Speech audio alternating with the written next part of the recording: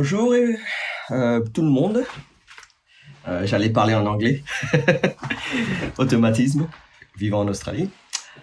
Oui, donc aujourd'hui, je vais faire pas un tutoriel, mais en fait une session de Q&A, en fait la question et réponse, question and answer, comme ils appellent ça.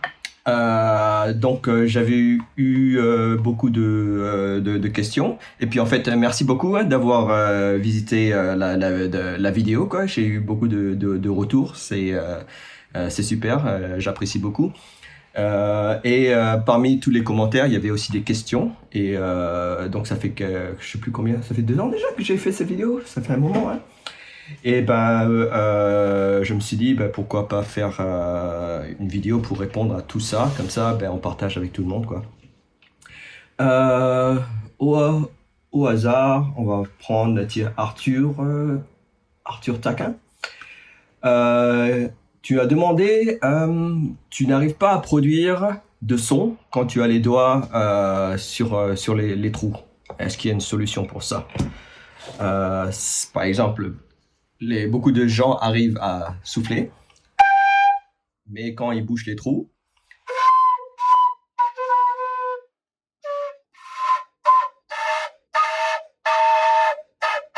il n'y a pas de son qui sort. Alors le problème, c'est qu'en fait la quena, les trous de la quena sont assez gros. Donc là, je crois qu'il y a au moins 10 ou 12 mm de diamètre quoi, sur cette quena-ci. Et beaucoup de gens ont des doigts petits quoi, en fait, hein, et donc on n'arrive pas à couvrir tous les trous. Ça c'est un des problèmes assez communs avec la quena. Et comparé à des flûtes amérindiennes, en fait j'en ai pas ici sur mon proche, donc bon, mais c'est pas trop grave. La flûte amérindienne a des trous un peu plus petits quoi, et c'est plus facile à couvrir. Et la quena par contre, voilà, c'est ça. Alors le problème c'est qu'il y a les gens, on a tendance à boucher les trous en tenant la quena comme ça, en fait. Tu vois. Et ça, c'est pas bon. Il faut couvrir à plat. Donc les doigts à l'horizontale pour pouvoir couvrir tous les trous. D'accord? Donc voilà. Comme ça. Il y a plusieurs méthodes. Moi, j'aime bien avec le bout des doigts. Mais certaines personnes utilisent leur deuxième phalange ici. Donc, ils couvrent comme ça. Au lieu de tenir ici, ils le tiennent comme ça.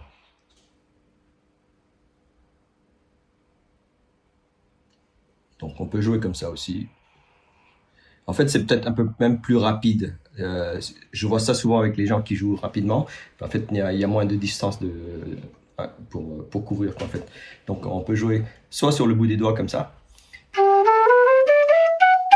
ou avec la deuxième phalange. Et moi j'aime pas trop parce que j'arrive pas. Enfin, faut juste, c'est juste une question de goût en fait, de préférence.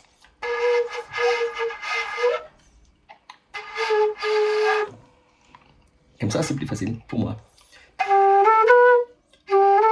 En fait, voilà. J'essaie avec deuxième phalange, mais avec la main du dessous.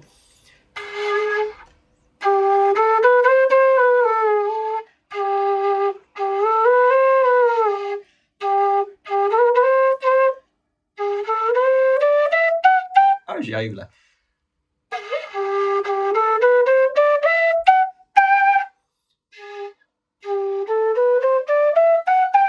C'est une question d'entraînement, je pense. Hein. Donc voilà. Donc bien tout recouvrir. En principe, presque tout le monde devrait pouvoir le faire, même si les trous sont gros. Quoi. En fait, n'appuyez pas trop fort, parce que si on appuie trop fort, ça crée des petites fissures ici, quoi. Au lieu de bien tout boucher, il y a une petite fente et l'air sort. Donc relaxez, les doigts soient relax et juste poser. On n'a pas besoin d'appuyer fort, juste poser et ça couvre tout. Et là, on devrait pouvoir sortir le son le plus bas, c'est-à-dire tous les trous bouchés, inclus le trou de derrière, quoi, en fait, trou de derrière. Mais bon, il est petit lui, donc c'est pas trop grave.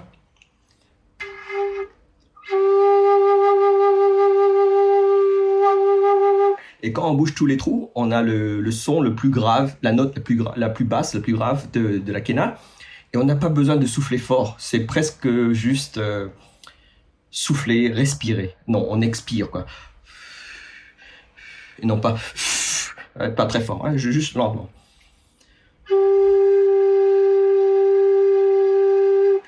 On souffle un peu plus rapide avec les lèvres serrées quand on monte vers des notes plus aiguës.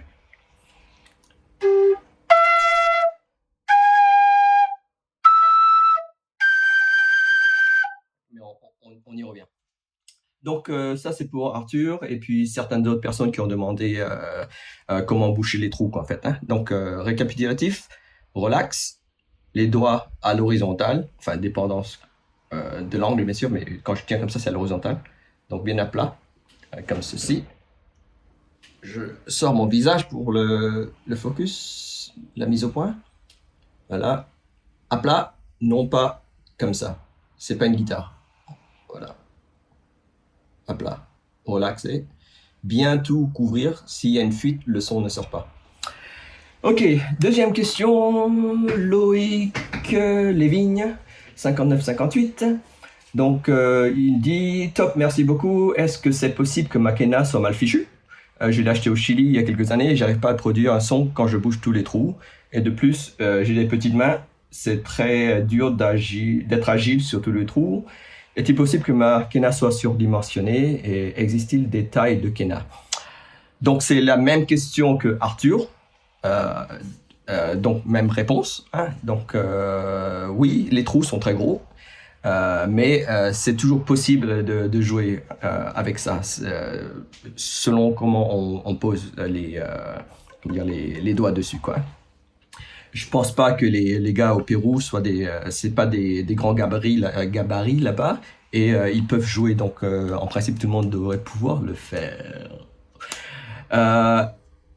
Est-ce qu'elle est surdimensionnée? Possible, ça dépend du fabricant. Parce qu'en fait, on peut faire des quenas avec des trous plus petits, comme celle-ci que j'ai faite. Voilà.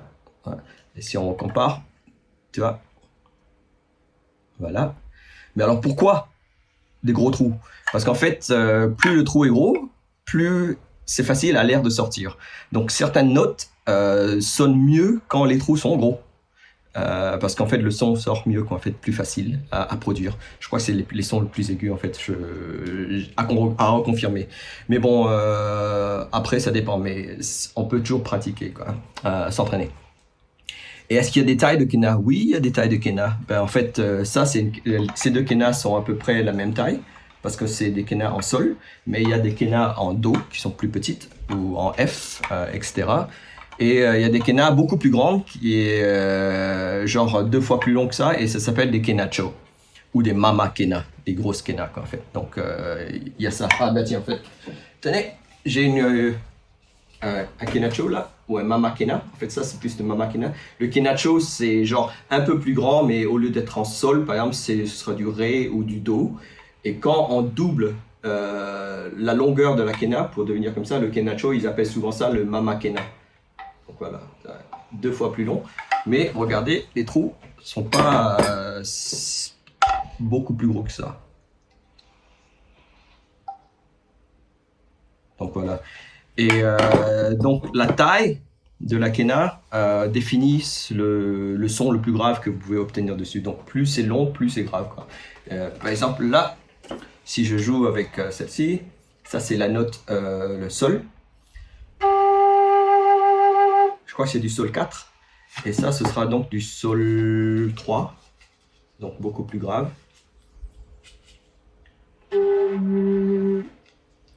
Je m'approche parce qu'en fait, sinon vous n'entendrez pas.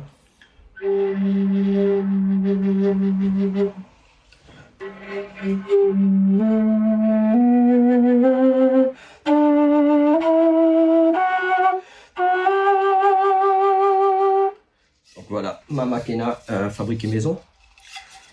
Quoi d'autre? Allez, on passe à la question suivante. All about Pépé. Salut, très chouette vidéo, merci beaucoup, c'est très sympa. Du coup, quel est l'avantage de cette flûte comparée à la flûte amérindienne? Le fait de pouvoir jouer des octaves supplémentaires n'est pas possible avec la flûte amérindienne, j'imagine. Oui et non. En fait, ça dépend. La flûte amérindienne, elle est faite pour être... c'est plus pour de l'improvisation, méditation, etc. Donc, on peut jouer que 5 notes. Il y a des fabricants qui fabriquent des flûtes amérindiennes différentes, mais en standard, il n'y a que 5 notes, et c'est les 5 notes de la gamme pentatonique mineure. Ce qui permet d'improviser, parce qu'en fait, on peut jouer les notes aléatoirement, et ça sonne bien parce qu'elle fait partie de la gamme pentatonique. Et ça, c'est la grosse différence. La deuxième différence, c'est que la quena, elle peut jouer à 3 différentes octaves. Première, deuxième, troisième. Moi, j'arrive pas trop bien à la troisième, mais bon. Voilà, on peut jouer 3 octaves complètes, alors que l'amérindienne, je crois que c'est une octave et 2-3 notes supplémentaires. Donc, oui, donc c'est un peu plus restrictif, mais c'est pas fait pour la même chose, quoi. Donc, ça, c'est plus pour jouer toutes sortes de musique, alors que les autres, c'est plus méditation. Mais on peut toujours jouer d'autres notes, hein, si on joue avec les notes à demi-bouchées, demi-couvert. On peut aller rajouter des notes genre dans le dièse et les bémols, quoi, en fait. Donc, en ouvrant juste à moitié. Donc, l'amérindienne, on peut jouer beaucoup de chansons avec également. Ça dépend. C'est un peu plus compliqué, bien sûr, parce qu'en fait, c'est pas les notes elles-mêmes. Faut boucher à moitié. Mais c'est tout à fait possible.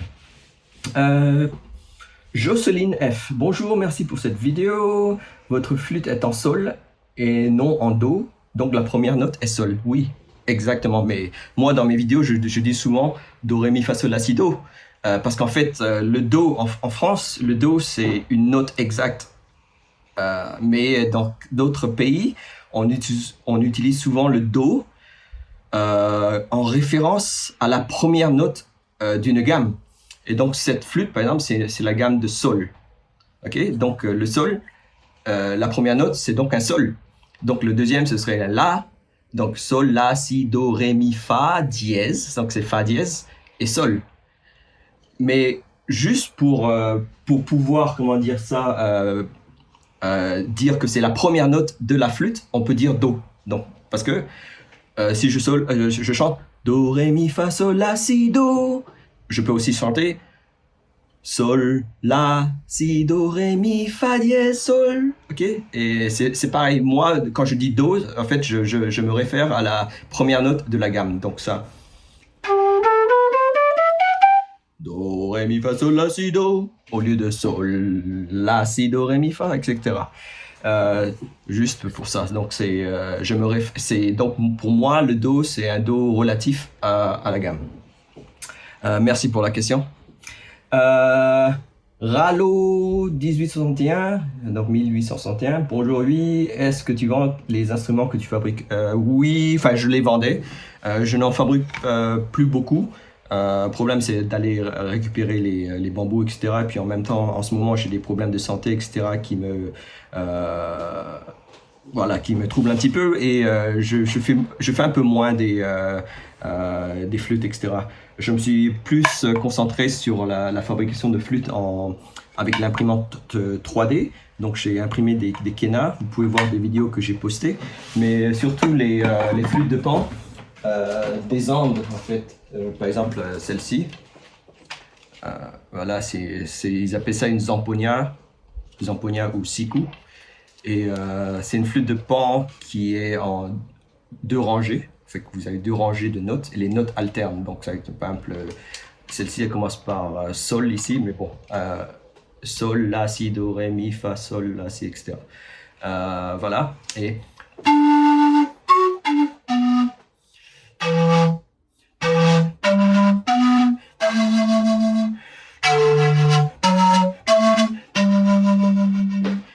donc, je me suis concentré plus sur ça parce que voilà, moins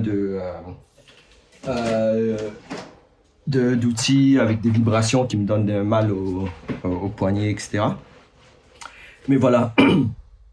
Mais oui, j'en fais de temps en temps sur demande et surtout les gens d'ici me demandent si je pouvais fabriquer, mais trouver du bon bambou en Australie, c'est pas, enfin du moins dans ma région, c'est pas très évident. J'avais fait celle-ci, voilà.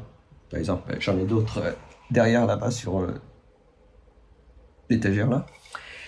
Mais voilà.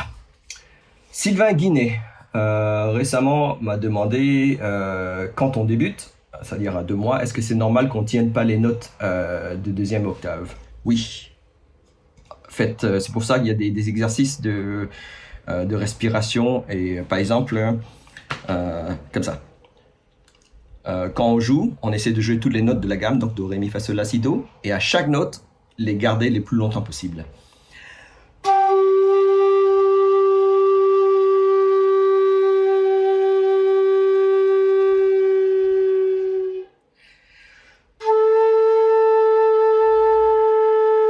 Etc., etc. Mais le truc de la deuxième octave, vous vous rappelez, j'ai dit au début, la note grave, la première note par exemple, on expire très lentement. Mais quand on passe à la deuxième octave, l'embouchure va changer. La pression d'air qui sort de la bouche va aussi changer parce que l'embouchure change. Par exemple, dans les notes basses, si vous regardez ma lèvre, j'ouvre à peu près.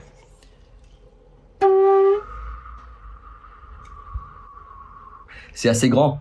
Alors, en fait, il y a plus de volume d'air qui sort. Mais l'air sort lentement, mais à un plus gros volume. Ce qui permet de produire un son plus grave, d'accord? Mais quand je passe à l'octave supérieure, surtout si je monte à la dernière note,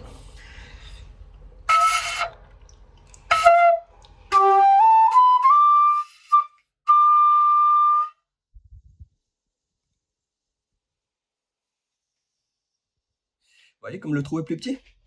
Donc l'ouverture de mes lèvres est plus petite quand je monte sur les notes aiguës, ce qui permet de créer plus de pression d'air, et l'air sort plus rapidement.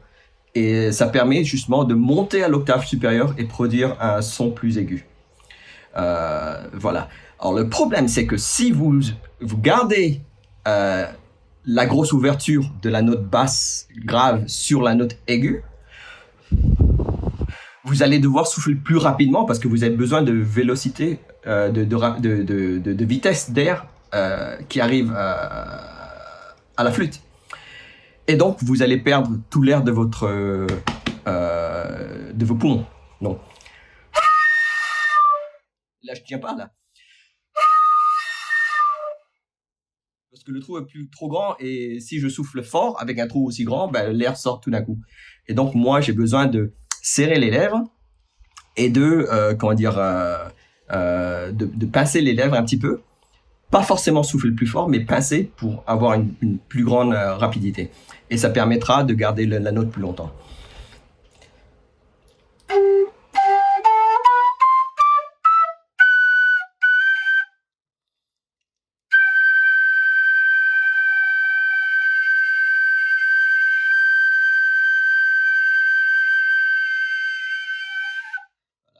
Donc,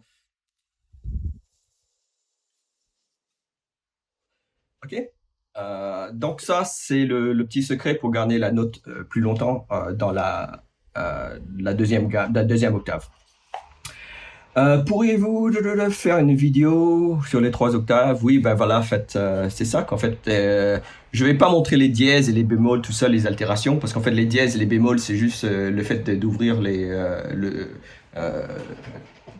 mettre le trou à découvert un petit peu, à moitié, quoi, en fait. Voilà.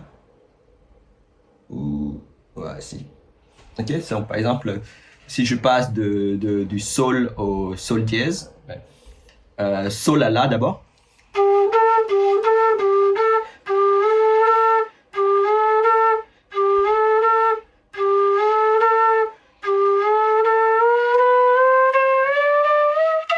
Etc., etc. Ouais, il faut juste ouvrir à peine. On n'a pas besoin d'ouvrir un gros truc comme ça, on ouvre à peine. Et par contre, il faut jouer à l'oreille, donc vous devrez écouter, ou alors utiliser un accordeur de guitare pour voir si vous êtes à la bonne note, quoi, en fait. Hein. Mais comment faire ça, donc le note, la demi-note. Donc, vous n'allez pas ni descendre ni monter le doigt, mais le bouger, enfin la retirer sur le côté, comme ça.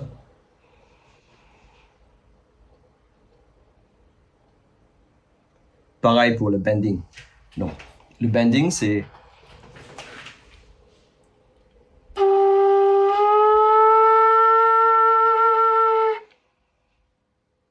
J'essaie d'avoir le... Voilà.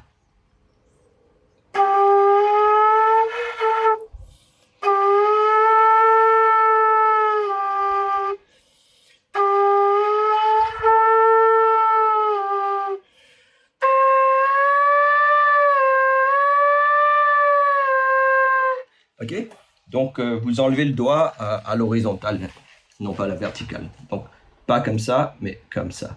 La raison, c'est qu'en fait, c'est à cause du trou lui-même. En fait, si vous, comment dire ça, si vous glissez le doigt ici, c'est plat, d'accord. Mais si vous allez comme ça, vu que c'est une courbe, ben, votre doigt va monter et descendre. Donc comme là, il y a une courbe ici, là, alors que là, c'est plat. Donc c'est beaucoup plus facile. On fait donc comme ça. On enlève le doigt, on remet le doigt. On enlève le doigt, on remet le doigt. Et non pas en haut et en bas. Ça, c'est pas terrible. Ok? Donc voilà. Ça, c'était pour la question. Donc pour les altérations dièse bémol. Quelle est la bonne manière de boucher la moitié du trou horizontalement ou verticalement? Donc horizontalement. Et comment jouer la note sol de la troisième octave? Donc ça, c'est le sol première octave. Deuxième octave, on s'ouvre un peu plus rapidement. Ok. Donc le sol, là, il y en a deux. Donc, enfin, sol deuxième octave, c'est soit on bouge tout, ou soit on ouvre tout. Donc si je vais aller de la première octave à la deuxième.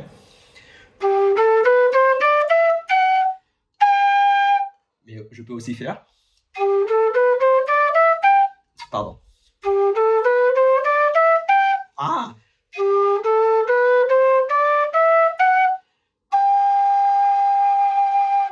Donc soit j'ouvre tout et je continue à souffler, soit je rebouche tout et je souffle plus fort en fait. Hein. Donc là. Ça permet des fois, ben, par exemple, si je veux aller de du La deuxième octave au Sol deuxième octave, je peux faire juste ça. Au lieu de... Ok, donc c'est plus rapide, donc il y a un petit raccourci en fait. Troisième octave, ben, c'est quasiment pareil, sauf qu'il n'y a pas l'option de tout reboucher. Parce qu'en fait, la troisième octave, c'est beaucoup plus difficile. C'est pas juste ouvrir les trous linéairement, mais il y aura des combinaisons comme ça, par exemple. Des trucs comme ça, c'est chiant. Il faut mémoriser, c'est plus linéaire. Donc, c'est moins intuitif. Mais la troisième octave, c'est pareil, vous pouvez tout ouvrir et souffler encore plus fort. Donc, je vais aller jouer de la première à la deuxième et au Sol 3, troisième octave.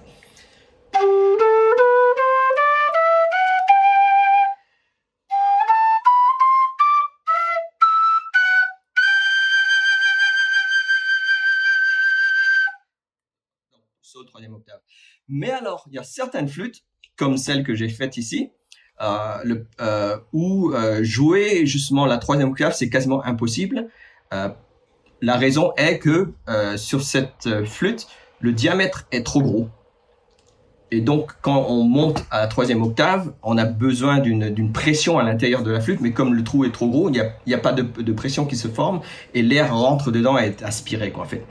Et par contre, celle-là, elle est bien, c'est quand le son est différent, quand on bouge tout, il est un peu plus, comment dire ça, plus grave, plus rond, quoi, en fait.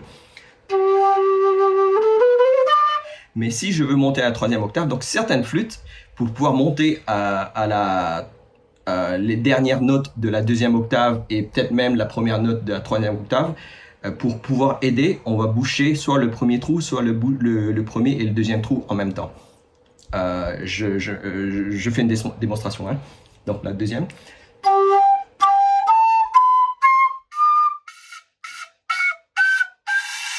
Je peux pas le faire ça parce qu'en fait ça justement à ces trois dernières notes, donc ici, ici et là, je manque de pression. Donc pour créer cette pression, je vais boucher les deux trous du bas.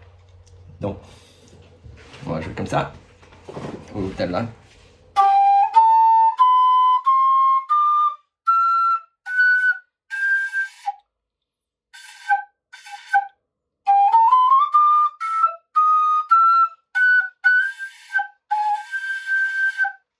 Donc voilà.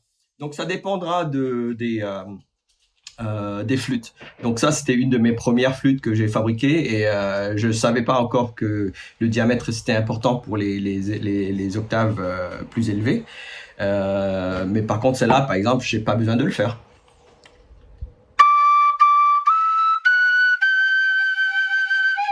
Okay, donc ça dépendra des flûtes. Donc il faudra trouver la bonne technique. Donc certaines flûtes, on a besoin de couvrir juste la dernière, certaines, on a besoin de couvrir les deux. Laissez-moi voir si je peux essayer sur les autres. Donc ça, c'est d'autres que je me suis fabriqué. Celle-ci, par exemple, on voit bien que c'est du bambou. Je crois que celle-ci, elle marche bien comme il faut.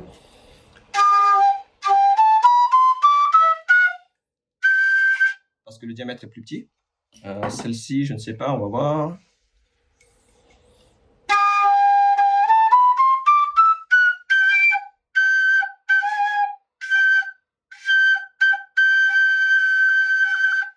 Peut-être celle-ci, on va voir.